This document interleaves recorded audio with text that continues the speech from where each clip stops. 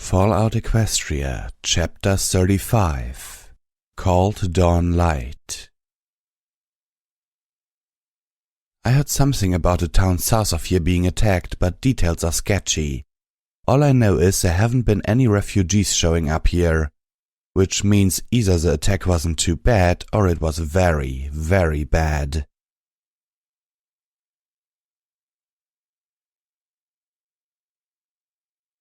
Heroes. We all need heroes, children. Now more than ever. It's a good fight that they're fighting, and they're doing it on behalf of all of us. But the Equestrian Wasteland is hard on heroes. No, it's brutal on them. It beats them down. It tears them apart. Eventually, every hero falls. Inevitably, every hero fails. Now listen close, children. Heroes ain't machines from some equestrian robotics factory.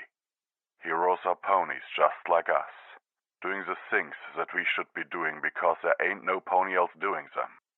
The true mark of a hero is not that they never fail, never fall down. I've said it 100 times and I'll say it again. The one great truth of the wasteland is that every pony has done something they regret. No, you know a true hero by what they do after they fall. By the way they pick themselves up again, shake themselves off and throw themselves back into that good fight. Despite what they done, and despite the bleak prospects of a happy ending. Sad truth is most heroes don't survive, or they become overwhelmed by the cruelty and despair and, disheartened, they give up. But in The Stable Dweller, the bringer of light, I've seen a hero of an entirely new tier. I was convinced, still am, that this heroine will never surrender to the wasteland, never give up. There is, however, one other fate that may befall heroes. When the horrors and the pain of the equestrian wasteland become too much for them, they can snap. They can turn into the very monsters they chose to fight. Sadly, children, it can happen to the very best of ponies. Even Fluttershy had her gardens of Canterlot. Now, we don't know if that's what happened to our heroine of the wasteland, or if there's more to this story than we've been told. We just don't know. But I can tell you this. The pony who first reported the slaughter at Arbu was from Buckland Cross. Now, that's a Steer Ranger's stronghold, and I got my reasons to take a critical eye to what they have to say. So I've started doing some digging. And I started that digging by trying to contact a gal I know at Buckland Cross, Riverseed, a trustworthy pony. Turns out she ain't there anymore. No pony is. Buckland Cross, where our witness of the Arbu massacre claimed to be from, is dead. Completely wiped out. Now, children, I know this looks bad. 2 communities in the vicinity of our heroine wiped out. I'm still holding on to hope, but I'd be remiss if I didn't send out a word of warning. Just on the chance that the equestrian wasteland's facing a whole new kind of dark. So if you see a band of well-armed ponies, including a Pegasus and a zebra headed your way, or a Pegasus-pulled passenger wagon flying nearby, until we know better, maybe you best be someplace else. But if the Stable Dweller should come to your door, don't lock it. Because if our hopes are true, then she's more in need of our help and our support right now than ever before. And if our fears are true, then, well, children, she just might see that locked door as a challenge. How bad? Calamity demanded, his snout pushed up against Grandpa Rattle as if the 2 bucks were going to kiss. I need to know, cause I'm trying real hard here to make this make sense, and it ain't happening. I love Lil Pup, and I want this to be right somehow, but all I'm seeing is a group of good folk who took us in, fed us, offered us shelter, and got slaughtered for their kindness. I just wiped out a town. A whole town. I just killed, murdered, so many ponies. My rage had burnt itself out, leaving me an empty husk. I wasn't sad or angry. If anything, I just felt hollow. And slightly confused. The events of the last... How long did it take? An hour? Less? I couldn't remember. My thoughts and memories were all jumbled and refused to straighten out. My comprehension of what I had done was as much from the evidence in front of me as from my fragmented recollection of my own actions. They were cannibals. Steelhoofs stated not for the first time. You saw it yourself. The basement. Go, see for yourselves. That's what I had told them. My friends had caught up to me just after I stepped into Starbucked, but not before I started shooting. The cold was in there, sandy shore, I remembered that now. They were at the dinner table, eating, again. The bastards had already fed the boy his own father, and it wasn't enough for them. I remembered the fire pit, hot coals and flame and the rod of iron with the twisted ending that took the shape of the Arbu brand, glowing. In my rage, I assumed they were going to brand him. But in the wake of things, that didn't make much sense. And I think one of the other ponies there had been in the firefight against the bandits this morning. I remembered that Calamity had been shocked and concerned as he watched me open fire. Velvet had been nearly hysterical. The basement! I had shouted. Go, see for yourselves! 8 ponies left here worth saving, boy. Grandpa Rattle told Calamity. Except for the kids. Any pony was being called a pony left this town years ago. Found other ways of surviving. You're still here? Calamity pointed out harshly. Some pony had to stay for the little ones. The elderly buck replied. And to warn folk away. Calamity looked like he wanted to argue that, but Grandpa Rattle continued. Every other pony here was a willing party to murder and worse. Those who didn't, some went on to Friendship City or Gutterville. Some just joined up with bandits. Hell, boy, half the folk you shot up this morning used to live here. Calamity reeled a bit at that revelation. The little ones, the children of Arbu, were huddled together behind Velvet Remedy's shield spell. My unicorn friend had maintained the shield since the fighting started, dropping it only when I floated a new filly or colt from one of the old stores. She hadn't fired a shot the entire time. Just stood there inside her shield, guarding the children. By the time I had come out of Starbucked, the colt and 2 young fillies in tow, the others had come out of the clinic. They had seen what I had seen, but by then it didn't matter. The rest of the town was awake and they were shooting back. If it hadn't been for Velvet Remedy, the town might have killed its own children in the crossfire. Calamity had shot back in self-defense, firing to wound and incapacitate. I remembered his look of horror as I finished off a pony he had taken out of the fight through crippling. Steelhoofs had also fought defensively, letting me enter each place first. But unlike Calamity, my ghoul friend didn't pull his bucks. Custard's pies was burning from the missiles he had fired. Something in the architecture must keep the fires from spreading, I thought, because all of Arbu should have been burning to the ground. I looked at the children. They hugged each other, crying, terrified, cowering behind Velvet, casting horrified or hateful looks at me. I stood there and soaked up their hate. I couldn't blame them. The poor children had just seen me murder their parents, their families.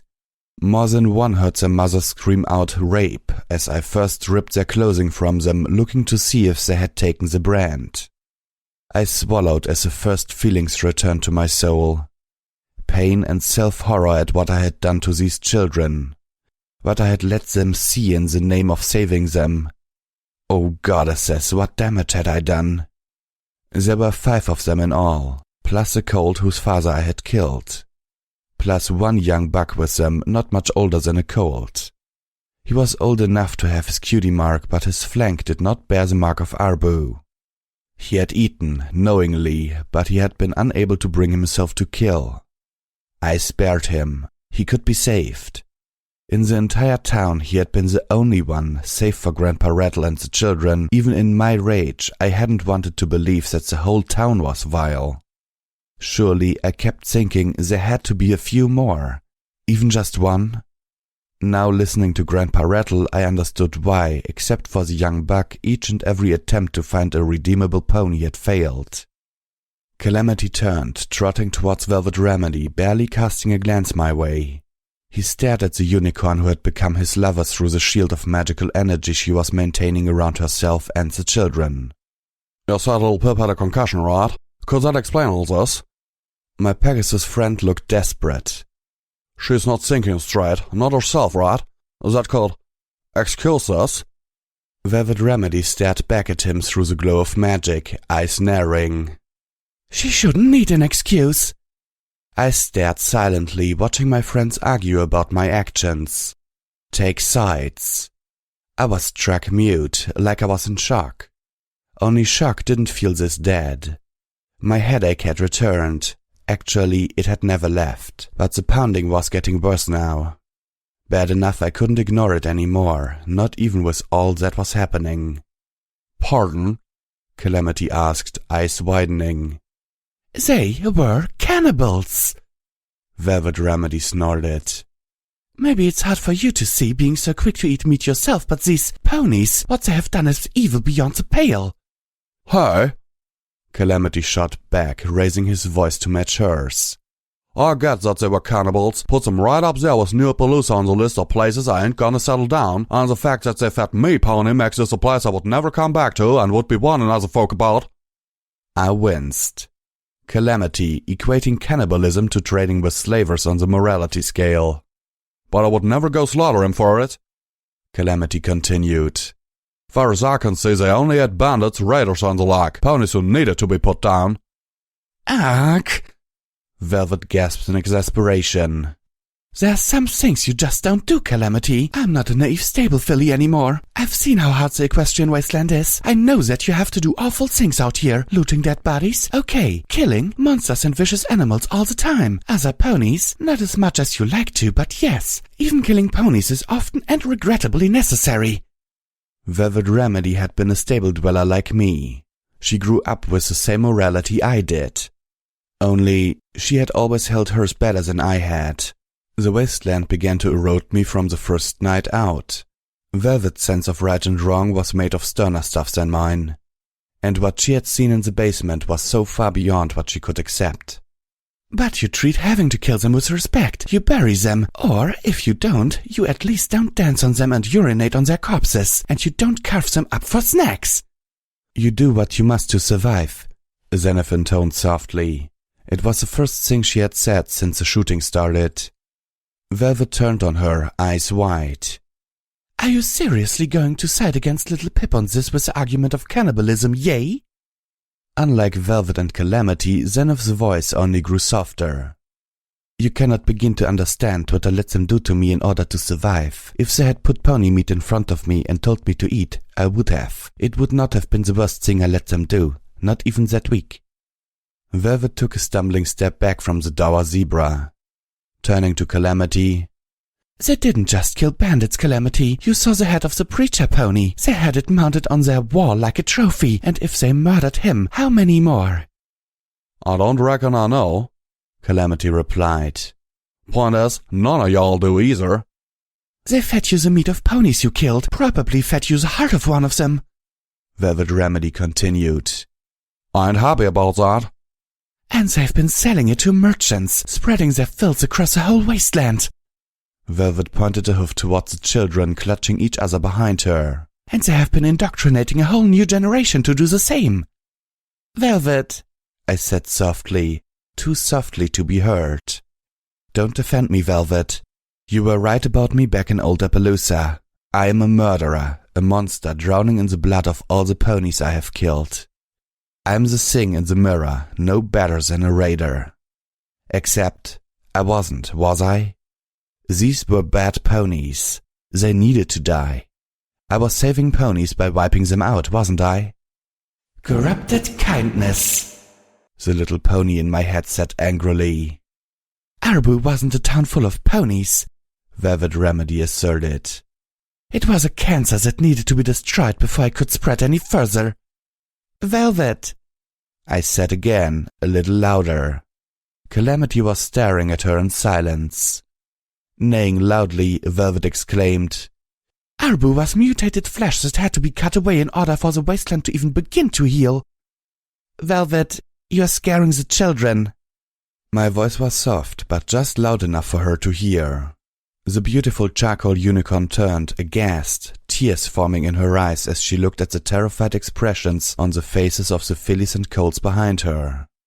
"I'm not corrupted kindness," I whimpered back at the mare in my mind. But I didn't believe it. Not anymore. Trixie had been right. Or I had made her right. "If you haven't found your own virtue yet," Monterey Jack had told me, "you best hurry up while there's still anything left of you to save." Was there anything left of me to save? "You just slaughtered over 20 ponies," the little pony in my head responded. "What do you think?" My head was splitting open. I realized I was crying. Calamity turned to Steelhoofs now. "What about you?" What about me? Steelhoofs responded laconically. Calamity shook his head. Is there a way for me to be okay with this? I want to be okay with this, for little Pip, but... Little Pip is our leader. Steelhoofs replied. It was her call. It was? Calamity blinked, his brow furrowed under his head. Oh, hells no! The Pegasus launched himself through the air, flying up to the Steel Ranger outcast. Steelhoofs stood his ground. The idea of Calamity intimidating the huge ranger struck me as ludicrous. "You're the elder of Applejack's Rangers now. You don't get to play the good little soldier card anymore," Calamity informed him. "Tell me, what would Applejack think of all of this?" Steelhoof's deep voice rumbled dangerously. Applejack was a farmer. What she didn't put into her friends and trying to save ponies, she put into her apples. She understood the need to get rid of bad apples, and I think she would be repulsed beyond the telling of it to see ponies eating other ponies. Calamity flapped his wings, moving back a pony's length. "But to kill 'em all?" Steelhoofs whinnied. She wouldn't have done that, no, but she had other options. She would have had them all arrested, rounded up and carted off to the Ministry of Peace, where they could be fixed. Calamity nodded. "But that's kind of my point. Little Pip had options. She could have come to us. Why didn't she come to us first?" I was hating how Calamity was talking about me like I wasn't there, like he couldn't bear to acknowledge me. But then, did I deserve better? Would I have been able to look at him if he had just done the same thing? She was enraged. She was not thinking clearly. Steelhoofs informed Calamity bluntly. The only thing she's done wrong here is that she let her anger control her. Is that what you need to hear, Calamity? Then yes, I don't approve. I would prefer she had killed these monsters with cold-blooded calculation. Steelhoofs was right. Calamity was right. I had totally lost it. But they were bad ponies. They were horrible ponies. They deserved it. "All of them?" the little pony challenged. "Even the young ones?" I tried to save the young ones. I rescued them, but I had traumatized them in the process. Was what I had done any better than what the raiders did to Silverbell? Still, I'd only killed the responsible ones, the adults. The man in my mind spit back at me, asking, "What about the young mare in the clinic?" My mind swam. I was having trouble remembering everything that had happened. It was like trying to put together a puzzle while gagged. I couldn't hold the pieces in my hoofs and they kept slipping away. I remembered that much. 2 3-round bursts. One into the mother, one into the father. I hadn't killed the young mare. "Are you sure about that?" My little pony was quick to point out. "She's not here amongst the living, is she? Are you sure you didn't choke her to death? Were you even paying that much attention?" I couldn't have. Did I? And even if I didn't, what had I done? I'd left her laying unconscious next to the burning bodies of her murdered parents. So much less evil, little Pip. I was evil. But she wasn't a filly, I thought desperately, clinging to any illusion I could keep. She had her cutie mark already. "Stable sink," the man in my mind chided. "You were older when you got yours." She had her Abu mark. She'd killed and eaten. "How do you know her kill wasn't a damned radigator?" My little pony spat. She was a guard. The rifle under the table proved that. The Arbu ponies had guests in town, guests they weren't going to kill, so they had guards, protecting their dark secret, ready to kill to defend it. She was one of them. She knew what the town was doing and that it was wrong, and she was still protecting it. The little pony in my head shut up at that. For what absolutely little it was worth, I had scored a point. Go up to my room, a voice said beside me. Grandpa Rattle had walked up to me at some point and I hadn't even noticed. I felt like I was missing time. There's a safe under my bed. Fetch the book inside. I know you can pick a lock. I turned to him.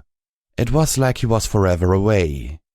I had the sudden sense that I was drowning in all this air around me. What's in the book? It's my ledger. Every pony they killed. Every pony they ate. Velvet Remedy had heard him. Why? She asked softly. Why would you keep a record of something like that? 'Cause I knew this day was coming, Grandpa Rattle replied. and my mind ain't what it used to be, particularly in daytime. Velvet Remedy closed her eyes. A tear reflected the light of her shield spell as it trickled down her cheek.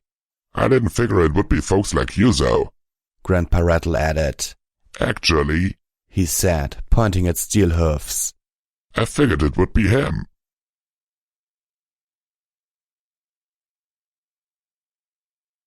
I found myself in Grandpa Rattle's loft, staring at his bed, at the scuff marks on the floor, at the iron shackles that had been used to bind the old man to his bed. I remembered running through the fire and custard cakes and galloping up the stairs. I lost my balance twice on the steps, feeling dizzy. I blamed the headache and the smoke. The loft was filled with smoke, forcing me to press against the hot floor.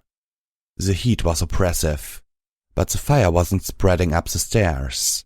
The ceiling of the bakery below wasn't catching the flames. I coughed, trying to open the lock on the safe. But it was impossible. My mind just couldn't grasp the image of the tumblers. Every time I tried, my thoughts got jumbled, fell apart. My headache was just like a railroad spike being hammered into my skull. I floated out my screwdriver and a bobby pin. I would have to do this the old way.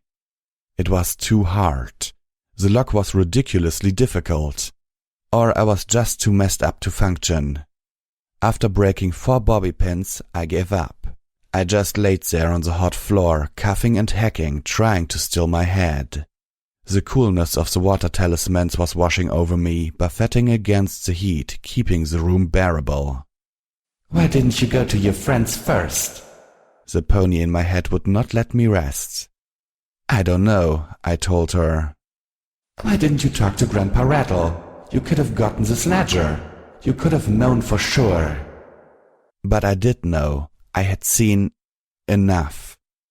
I had killed for these monsters. The Steel Rangers, those poor ponies at Buckland Cross. They didn't have to die. They didn't deserve to die. Not for Arbu. Especially not for Arbu. More memories came back. I could remember gunning down the milk-colored one-eyed pony. We help you! She screamed at me as she dropped her shotgun, having run out of bullets. My mind flashed back to the Ponyville Bridge. Had I not said the same thing to Monterey Jack? You've never been forced to give up your principles for the greater good, to sacrifice yourself and become a monster because it was the right thing to do. Red Eyes was no longer my dark and twisted reflection. He was my reflection. I was a monster. I hadn't even been forced. I did it because I was mad. If anything, he was better than me. No, I wouldn't let it be like this. I wouldn't let myself become this. I had made a mistake. A horrible, evil mistake. But this wasn't me. I was better than this, and I still could be. I had to find a way to make this right, to fix this. You can't fix that. No, but I could spend my entire life doing everything I could to make up for it. I would. I was corrupted kindness, but I could be more than that, couldn't I? Was it possible for a messed up pony to have a true virtue as well? Yes, a voice in my head insisted. My memories flashed to our last visit to New Appaloosa, to Silverbell seeing Firelight, her eyes going wide with wonder as if suddenly a whole world had opened up to her, a world of beauty.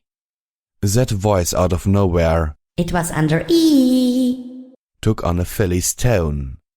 I never felt joy like that before. It felt so good I just wanted to keep smiling forever.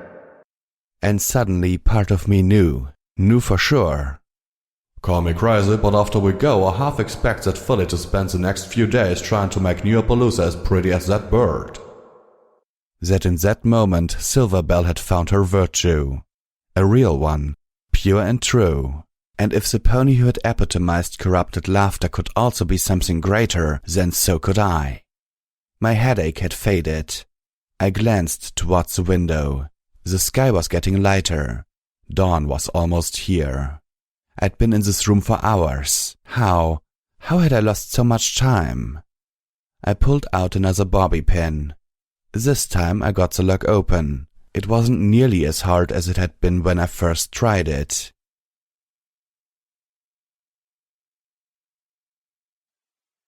Howdy, children. This is your favorite voice of the airwaves, DJ Pawn 3, bringing you the news. First up, a warning to travelers. The fires in the Everfree Forest are creating a major travel hazard from Splendid Valley to New Appaloosa. And I'm not just talking about the air quality, although considering some of the things burning up in that place, that might be a righteous concern. No, I've got reports of truly fearsome monsters that have been driven from the forest. Caravans are cautioned to steer clear of the whole region until further notice. And now for a little something different. A mail pony dropped old DJ Pawn's real letter today. Written from our dear Dissy Doo out in New Appaloosa. Love that gal. Well, she was listening to the 2 reports I made regarding the stable dweller and the news out of Arbu, and she wasted no time in weighing in. Here's what she has to say about the stable dweller. I've seen her get raging mad at what the raiders in Ponyville did to me and to a filly. And to so many others. She went crazy. She pulled out her gun and she started saving ponies. I was one of those ponies. Maybe you too. The bullets she fired are still saving ponies today because those raiders aren't around anymore. I bet she saved a whole lot of ponies in Arbu. P.S. Yummy, yummy muffins. Omarsh is awesome. Zenith is awesome. Little Pip is awesome. Thank you, thank you, thank you.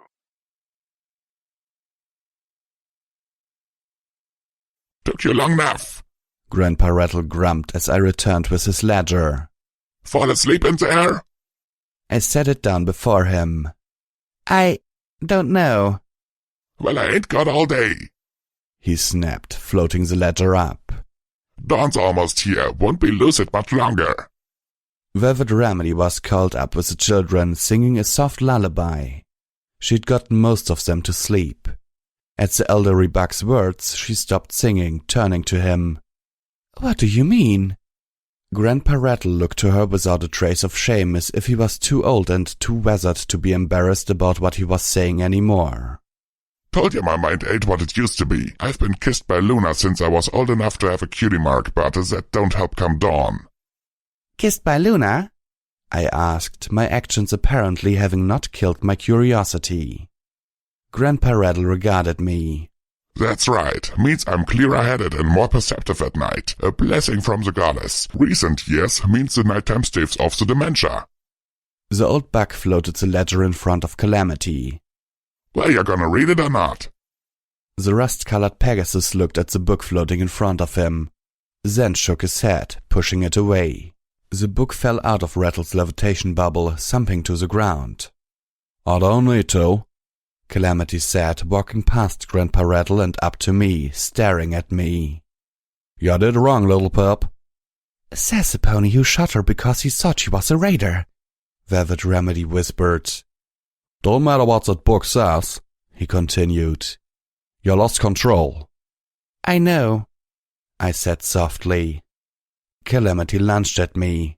I stiffened, too startled to react. He grabbed me, crushing me. I tried to fight back, but he was bigger, stronger. He was hugging me. I've seen your heart, little pup, Calamity reminded me, clutching me tight. I know you're a good pony, maybe the best pony I've ever met. I felt his tears. And if that heart cries out in pain and rage and fury, then I've got to believe it's for a good reason, and that I'm just too jaded to see it.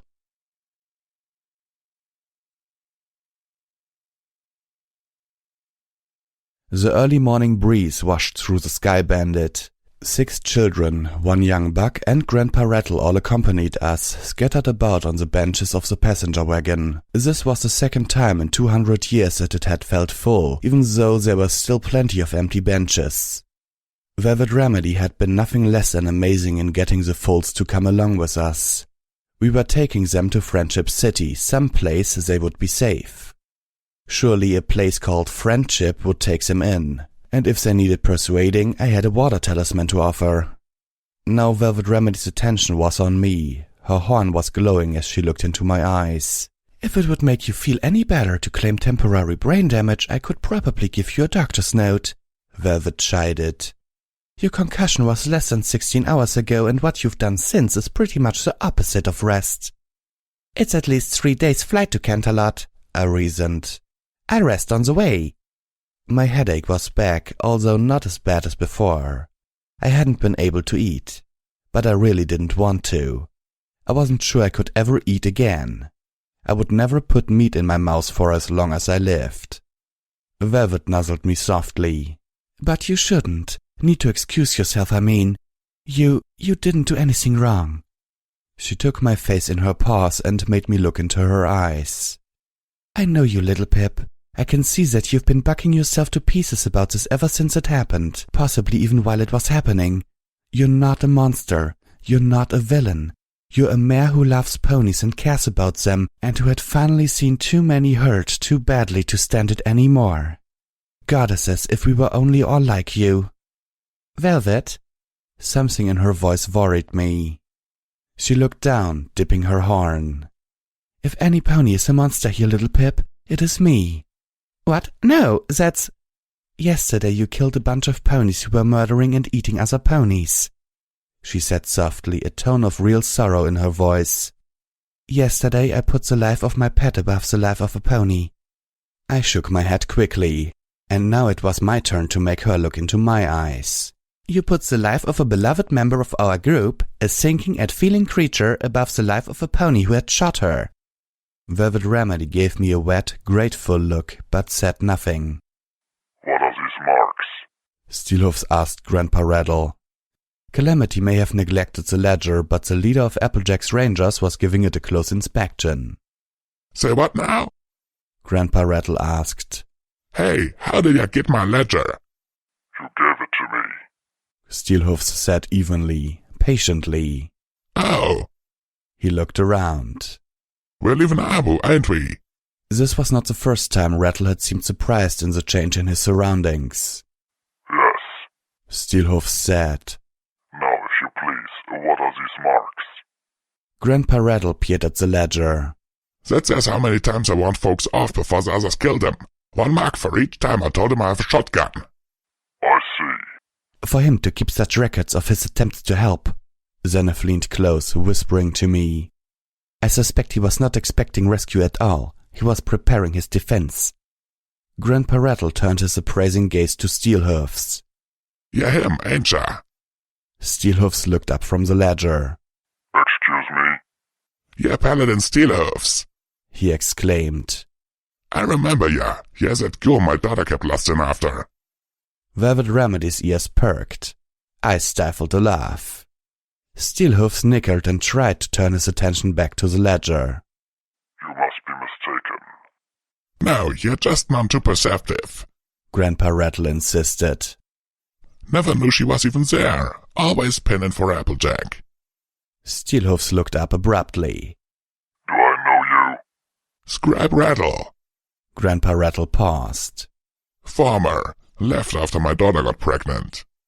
At Steelhoof's quick stomp, Rattle swiftly added, Not yours. With that buck what's his main from Arbu. Steelhoofs cocked his head slowly. Scribe Rattle, transformations magic. Abandoned the Rangers after your daughter was disgraced. I remember now. Grandpa Rattle's expression darkened, but he nodded. You knew transformation magic? Zenith asked. Yep, Steel Rangers was trying to figure out a spell to turn Steel Rangers' armor into clothing and back. Wouldn't work, I told him. Armor's already full of spells. He looked suddenly eager. I can change your rifle into a stick if you'd like. I've got a shotgun. I do not have a rifle, Zenith pointed out. Oh. Turning to me. How about you? Can you change it back? I asked. No. He had a stick. Looking past him, my eyes caught those of the young buck I had pulled out of Java's cup. The young buck had been staring at me silently since laying down on one of the Sky Bandit's benches at the start of the trip. You have no Abu, Mark? I recalled asking him, my heart almost giddy with relief. No, he had told me backed into the corner of his room. Last week I was supposed to kill a mare and eat her heart, but I couldn't. I'm sorry, I know I was supposed to, and Daddy was furious, Then his expression changed a flash of insight. You killed Daddy, didn't you? There had been such an odd look in his eyes. It wasn't blame, it was resignation. Now, for the first time since then, he spoke. What happened to Clearglass? It took me a moment to realize he was talking about the only other pony in Abu of similar age, the young mare Guard. The mare I hadn't intended to kill, but who I was sure now that I had choked to death without even thinking. I cringed, looking for words. I killed her. The voice wasn't mine. I turned, looking at Steelhoofs in surprise. Come on up on Friendship City, Calamity called out before anything more could be said.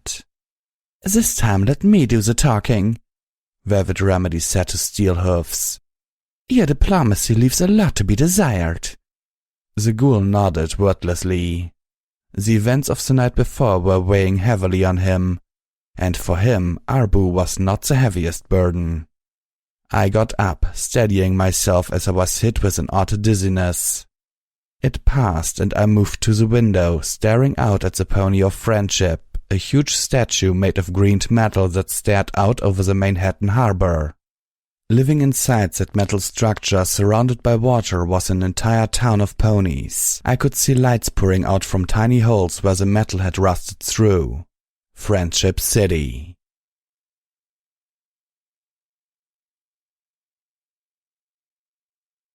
I was thrown against one of the passenger wagon's benches as Calamity banked a hard left, dodging the shot. I can't believe Friendship City is shooting at us! Smaller pops were followed by a massive crack of thunder below us. An explosion of black smoke and flame burst in the air a dozen yards away. The rifle ponies firing from the crown windows of the Pony of Friendship were not much of a threat, but the shells from the harbor artillery were a whole different matter. You haven't been listening to the radio, have you? Steelhoofs rumbled. Your friend DJ Pawn 3 has some unpleasant things to say about the massacre of Abu. What? Another shell burst in the air. Calamity veered harshly, throwing me again. Velvet put her shield around the children to keep them from getting tossed. We can't land here, Calamity shouted. I've gotta head back. Sounds like one of those two rangers you let go at Buckling Cross reported Abu in the worst possible light.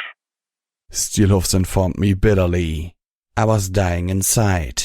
Homage, oh goddesses, what did Homage think of me? Did she hate me? I have them recorded if you would like to listen later. I wanted to gallop to her, to order Calamity to head to Ten Pony Tower straight away, but I couldn't. I had already delayed far too long. We needed to go to Canterlot, to deal with the goddess, and to turn our attention to Red Eye. Right now, thousands of ponies were in danger just from Red Eye's threat alone, and I was surely already testing his patience. I remembered thinking, in that one brief moment of memory I had kept for myself from the Helping Hoof Clinic in Ten Pony, it was the only way to make sure Red Eye listened. I had communicated with Red Eye somehow, presumably through some pony or griffin in his encampment. I hoped that I had been convincing him that I had a plan and that I just needed time, a lot of time. More importantly, Homage needed the truth. Truth she could trust in. And I was the last pony to be able to give her that. She needed to learn what had happened from a source that was not as biased as I was. If she learned the truth, it couldn't be from me. Anything from me would be tainted. And if she did not, or worse, if she did and hated me for it, it would kill me. But like a ghoul, I would keep going anyway. If I lost homage, I was losing something I didn't deserve. And if the whole wasteland turned against me, if every pony feared and hated me, it wouldn't stop me from trying to make Equestria a better place, even if it meant that I would forever be seen as a villain of the piece.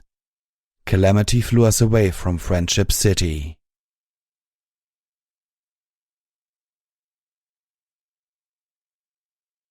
We waited an hour after landing in the Manhattan ruins, then worked our way towards the harbor on hoof.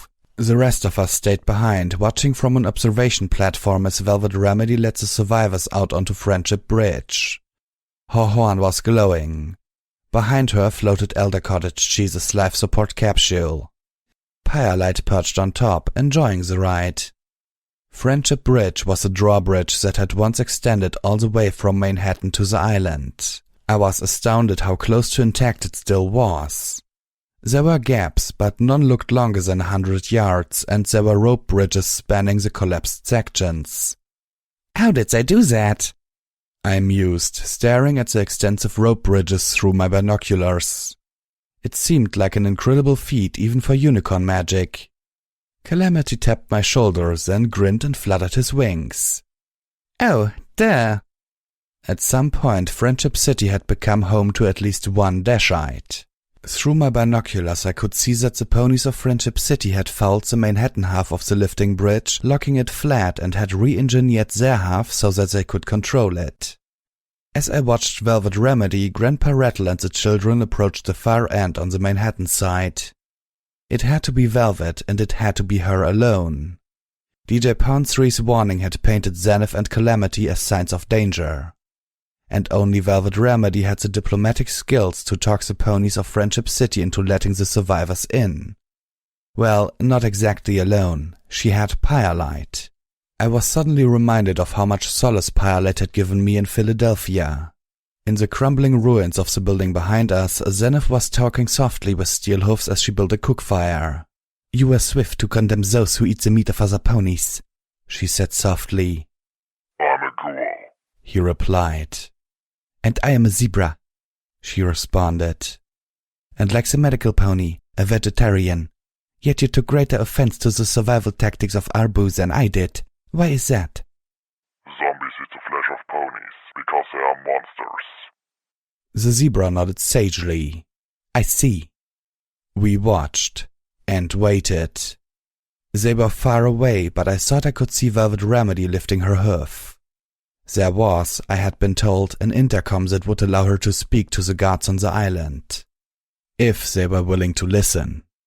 Steelhoofs moved up next to me and sat down.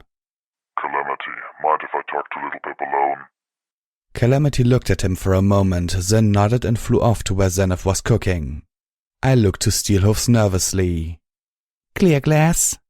I asked slowly. You sent a merchant pony, an innocent, into a basement, a place where he could easily be cornered, even though you had left one of the guards alive. He responded. Us as well. It was the sort of tactical error you wouldn't have made if you were thinking clearly. He looked at me. That is how I knew you were not. I closed my eyes and looked away. Take the pain slowly, he told me solemnly. What you became last night is going to hurt you for the rest of your life. I nodded. Part of me wanted to cry, but I would not let myself because the tears would have been for me. And I didn't deserve them. The ponies of Arbu didn't deserve them either. As much as my actions horrified me, showing me the monster that I could and briefly did become, there was no question that Arbu needed to be purged. Just like any pit of raiders or band of slavers. If any pony deserved my tears, it was those whom I had saved. The night had cut a deep wound in me, an abscess carved in my soul by a blade of my own wielding. That great hollowness festered with despair and self-loathing, but I was slowly filling it with determination. Steelhoofs stared out over the harbor. I need to thank you, little Pip, For what? for failing. Steelhoofs said, surprising me. All this time you have been some pony to look up to. You have made me want to be a better pony, but at the same time you were too good. He looked at me. You were an impossible standard. Tonight you have made it easier for me to live with myself. I just stared. My heart twisted, unsure how to feel. A drop of rain hit my horn. Another splashed against my nose. Steelhoofs turned away, staring out across the harbor again as the rain began to fall. Eventually, I did too. Raising my binoculars, I caught Firelight flying towards the island, carrying something. The ledger, I knew.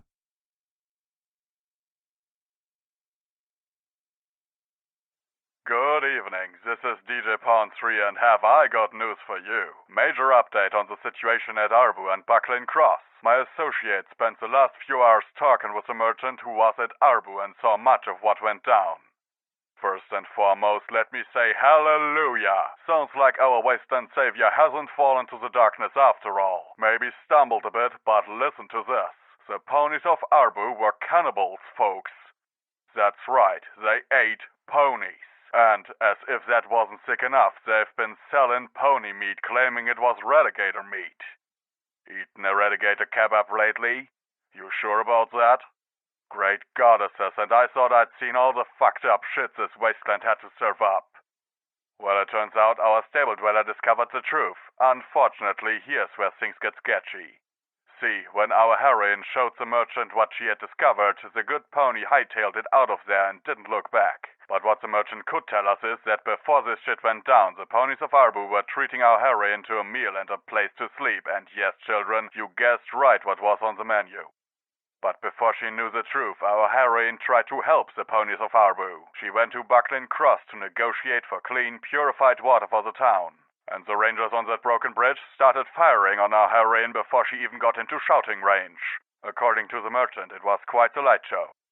I don't know about you children, but that gives me new suspicions about what happened at Buckling Cross, and it put some serious questions to the witness from Buckling Cross who first reported the event at Arbu. I'll let you know more as soon as I do, children, but for now I think we can all breathe one hell of a sigh of relief. And now it's Sweetie Belle singing about that one great truth of the wasteland.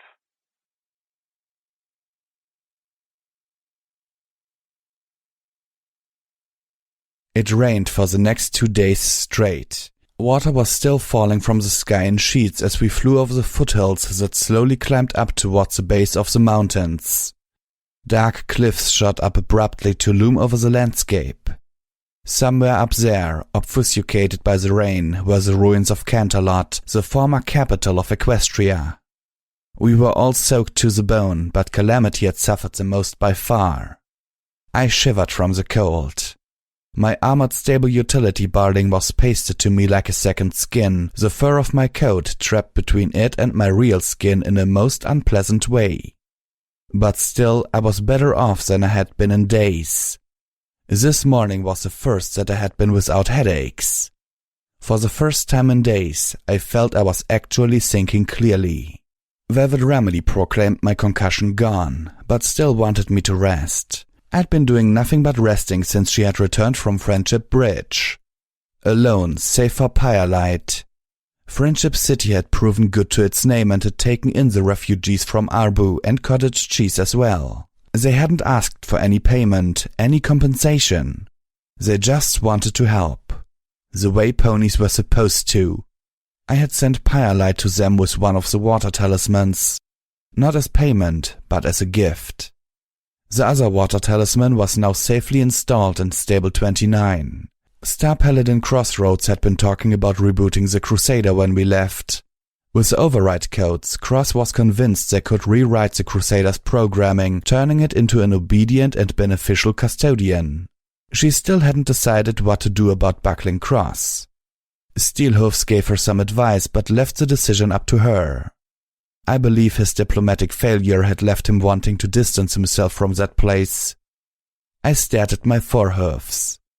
As we approached Canterlot, a new concern had pushed its way into my mind. My pip-buck. We were supposed to take everything off before we entered. Our armor, our saddlebags. I was supposed to float it all. But you couldn't float a pip-buck. Well, you could, but all you would have is a fancy radio. It had to be attached for the EFS and SATS to work, not to mention the medical assistance and auto-mapping. I couldn't take it off. I had the tools.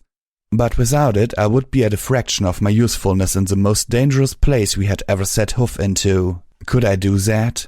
Was it right to expose my friends to even more danger because I might otherwise be forever bonded with, well, with my cutie mark? Keep your eyes peeled for a safe place to put down for the night, Calamity called back over the roar of the rain. To be honest, none of us were as concerned about safe as we were about dry. We all moved to the windows. I lifted my binoculars, but they did little good. They just made the grey of the rain closer. Suddenly, Steelhoofs galloped to the front of the Sky Bandit. A moment later, he turned to me. Little Pip, can you get me on the roof? Can you stay on the roof? Velvet asked, concerned. Even with the mounting? What's wrong? I asked, even as I kicked on my EFS and answered my own question. With my targeting spell, I could recognize several hostile targets, at least a dozen, all airborne, and 3 friendly ones on the ground. In the second it took me to count, one of the red marks passed over one of the friendly lights and extinguished it. Now there were only 2. Calamity! I shouted as I drew out my sniper rifle. Get us as close as you can. We need to see what we're shooting at. Floating up the sniper rifle, I slid into SATS and took aim at a shadowy, flying figure I could not clearly see. The targeting spell, however, didn't give a damn about the rain, and my EFS was quick to identify the targets. Bloodwings. A whole damn flock of them. Attacking 2 fleeing figures on the ground who, as best as I could tell, were completely unarmed. I opened fire, determined not to allow that number to drop any further.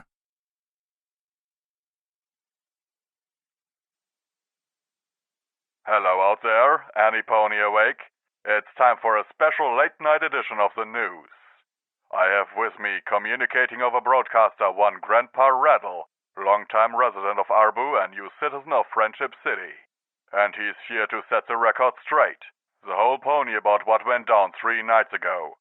So sit down and hold onto your hats, children, because this is going to be a hell of a story. But first I have something that I have to say, and this goes out from me to that heroine of the wasteland, our bringer of light. I'm sorry. When you've seen as much as I have, when you see as many heroes fail and fall, it's hard not to expect it. It's hard to keep believing. Even when you know there's some pony out there you should believe in. You didn't fail us, Stable Dweller. I failed you. And you have my deepest and sincerest. A particular toaster repair pony once told me she would always be tuned in, listening to my message of hope. Well, listen close, Stable Dweller, 'cause this is the honest truth straight from me to you. That message of hope, that is you. You are my message. Now then, Grandpa Rattle, why don't you tell us a bit about yourself and this book you want to share with us tonight? Ain't a book, it's a letter. A recording of every 6 things the ponies in Abu did. By the time I'm done reading 2 pages, I guarantee every one of y'all will wish you could have been there to do what that little mare did for ya.